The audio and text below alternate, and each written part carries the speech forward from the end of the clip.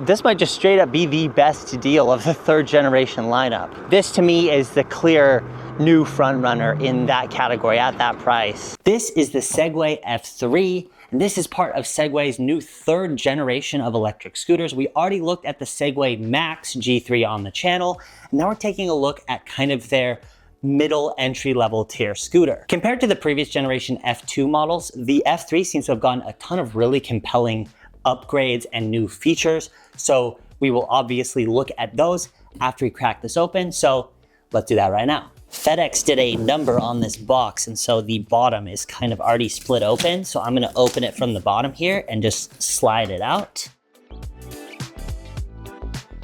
As always, Segway does a great job of packing their scooters and presenting the scooters really well. This is a 1.3 amp charger, so that is pretty slow. I'll put the battery size and how many hours to charge from 0 to 100 up on the screen right now.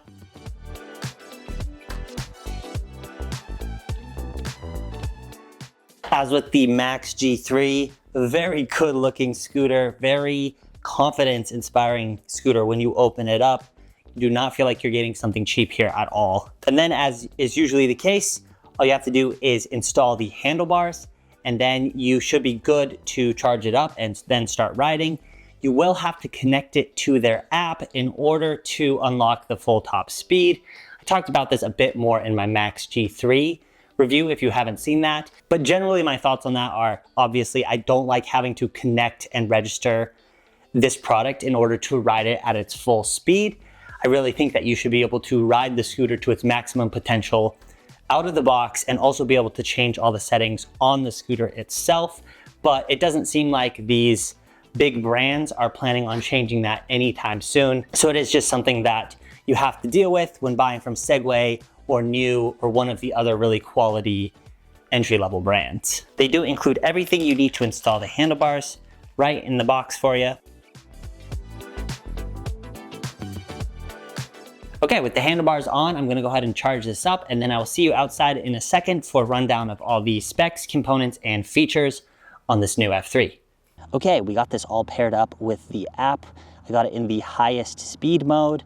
I also made sure it was at 0 start, and I did take it for a spin, and I have to say, just initial impressions, I am extremely impressed with this. This might be too soon to call, but I think this will end up being the best value of the 3rd generation Segway scooters. So when this video goes live, the pre-order price on this is $600, which is pretty nuts. So let's run down the features here. And if you're familiar with the Max G3, then a lot of this will look really familiar. And that's the thing, that's why it's such a great deal, is that you're getting so many of the exact same features and the exact same components and the exact same strong points of the Max G3, but you're getting it in a slightly more compact package, and you're also getting it at a better price. Segway obviously intends this to be their adult commuter scooter. With the Max G3 pushing up into kind of performance territory, this now fits the slot that the previous Max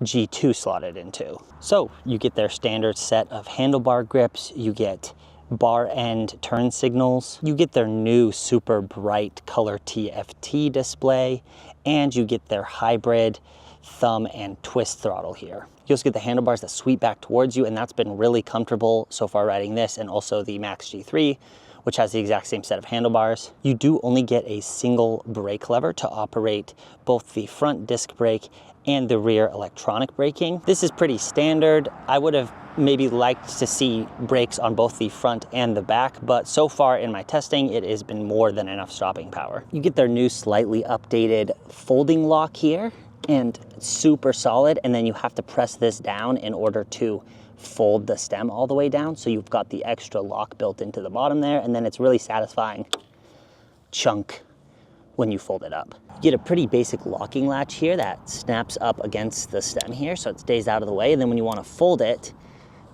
that will lock into the little hook there. It would have been nice to see something that like snapped in, so you wouldn't have to worry about the hook popping out at all, but I think it'll be pretty solid. Let's test it right now. Yeah, that's pretty solid. That's not going anywhere. You have to be very intentional about opening that up in order for it to pop out. And then that allows you to carry it by the stem there. So one of the biggest upgrades from the F2 is the new suspension. And not only do you get hydraulic suspension now in the front, but you also get rear elastomer suspension. Now the original F2 had 0 suspension and the F2 Pro had just front spring suspension. So the base model F3, which I have here, is an upgrade over both of the previous models. It has a sleeve covering the front, so I'll try to give you a look here, but it looks almost identical to the Segway Max G2 front hydraulic suspension, and it wouldn't surprise me if they're using the exact same suspension that was on this scooter, with this scooter, you know, having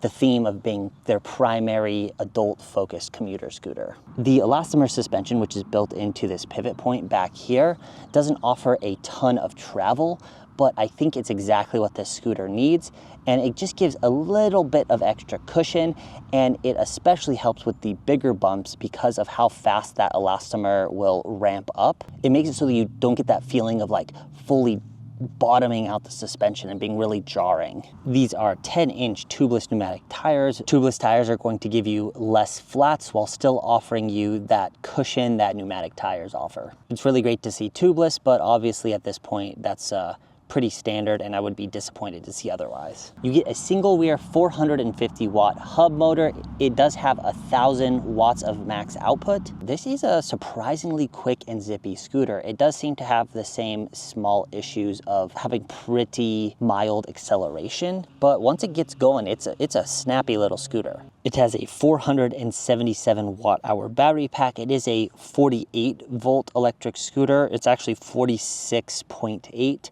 but that puts it in the 48 volt category for sure. That is a jump up in voltage from the previous generation, so that's really good to see. Better efficiency and hopefully more speed deeper into the discharge of the battery. It doesn't have the built-in fast charging like the Max G3, but it's about an 8-hour charge time from 0 to 100 with the included charger, which really isn't that bad. You also get a good riding platform size here. You can see where my foot is, and then I kind of put my foot at an angle, but you also can hang it off the back, and it will touch on this fender, but the fender is plenty solid that if you just have part of your foot on it, it's not going to damage anything. Like with the other models, you've got this front locking loop, so you can put a lock through this and have a really solid place to lock up your scooter. This has a claimed top speed of 20 miles an hour and a claimed max range of 44 miles. Now they do say that that is in the eco mode, their lowest mode.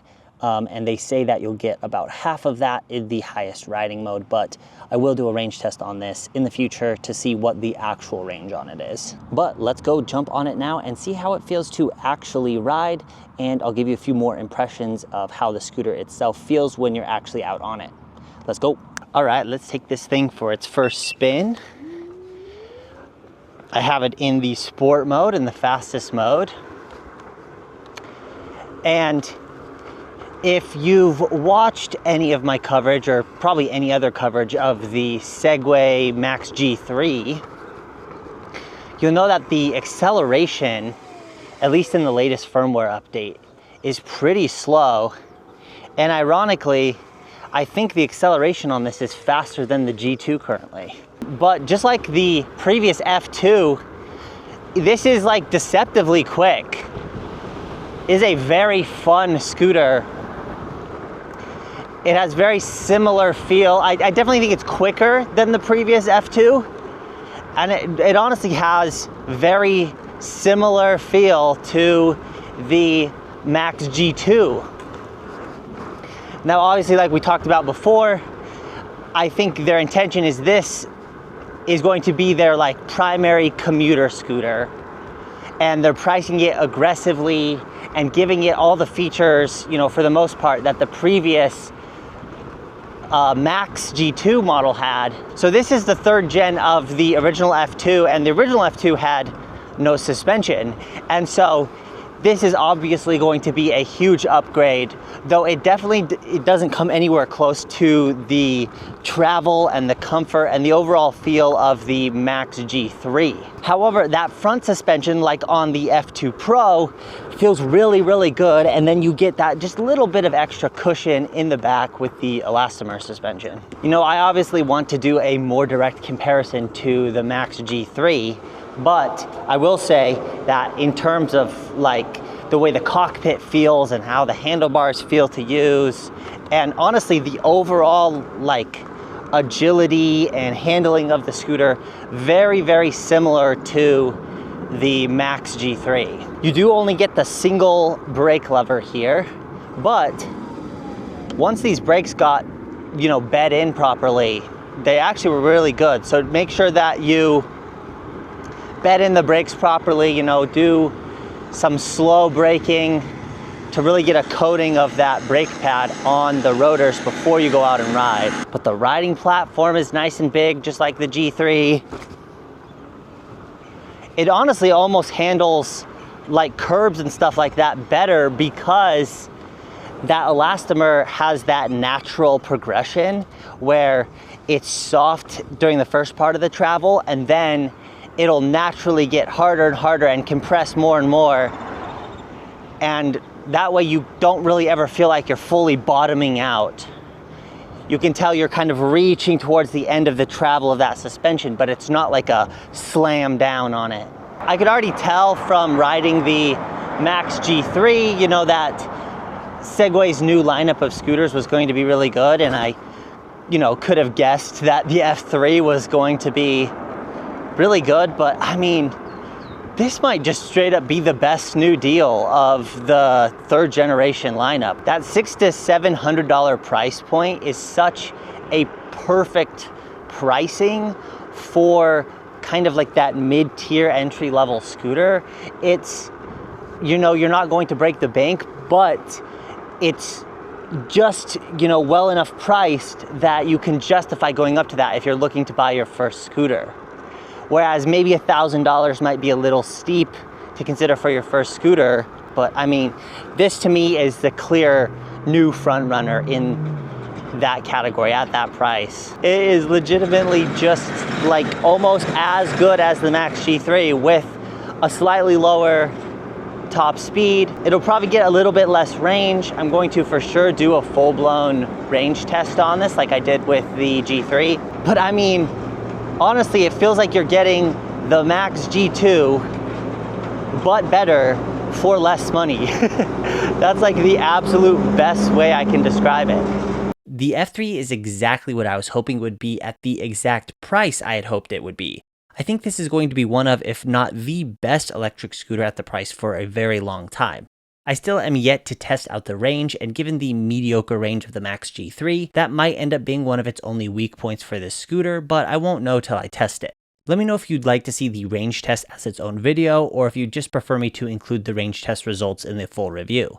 I'll link the F3 down below in the description if you're planning on getting one or want to check it out and you'd like to support the channel. Segway actually sent this one out to me for review after they saw that I had purchased the Max G3 myself, but as always, my thoughts are my own genuine opinion, and Segway didn't pay me or have any say in this video at all. Thanks for watching. Check out another scooter video in the end card if you enjoyed this one, and I'll see you in the next one.